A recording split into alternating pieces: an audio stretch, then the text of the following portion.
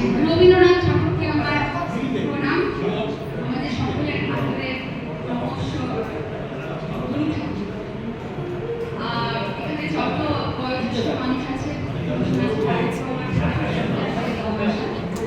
রবীন্দ্র সাহিত্য বা আমি একজন সাহিত্য স্টুডেন্ট হিসেবে রবীন্দ্রনাথ নাম বললে কাব্য কবিতা নৃত্য সমস্ত কিছুর পাশাপাশি যেটা আমাকে সবথেকে বেশি আকর্ষণ করে সেটা হচ্ছে রবীন্দ্রনাথ দর্শন। যখন বাংলা সাহিত্যের যুদ্ধবাদী কবিতা বারবার রবীন্দ্রনাথকে একটা আক্রমণ করেছে যে রবীন্দ্রনাথের কবিতায় রবীন্দ্র সাহিত্যে সবসময় স্বাস্থ্য বা আনন্দের কথা বলা হয়, তা কিন্তু নয়। রবীন্দ্র সাহিত্য যারা খুব ভালো করে পড়াশোনা করেছে তারা জানে রবীন্দ্র সাহিত্যতে বারবার বিষাদের কথা আছে, ব্যর্থতার কথা আছে। রবীন্দ্র সাহিত্যের মধ্যে আমরা সব সময় জীবন দর্শনের কথা পাই, নতুনভাবে বাঁচার আনন্দ পাই।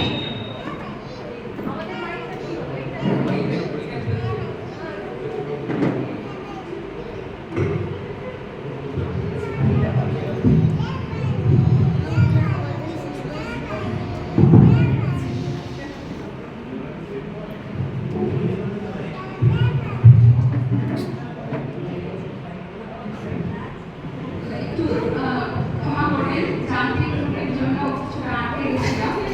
তো বারবার রবীন্দ্র সাহিত্যের মধ্যে যে আধ্যাত্মিকতা উঠে এসেছে, ব্যক্তিগত জীবনে উনি অনেকজন প্রিয় মানুষকে হারাতে দেখেছেন, সেটার যে একটা ছাপ রবীন্দ্র সাহিত্য আমরা বারবার পাই, সেরকমই আমি একটা পরিবেশন করতে চাই। কারণ আনন্দ যেরকম জীবনের সত্য, তেমনি ব্যর্থতা বিষাদ এটিও জীবনের সত্য।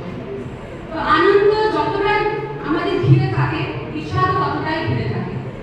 রবীন্দ্র দর্শনের উপরে একটু আলোকপাত করে আমি একটি সঙ্গীত পরিবেশন করছি, তোমারও অসীমে প্রাণ বদল।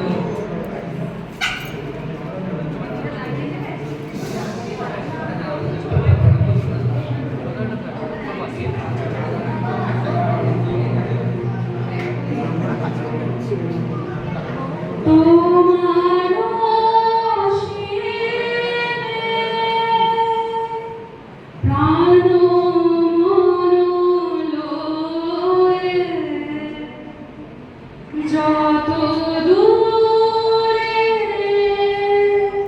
আমি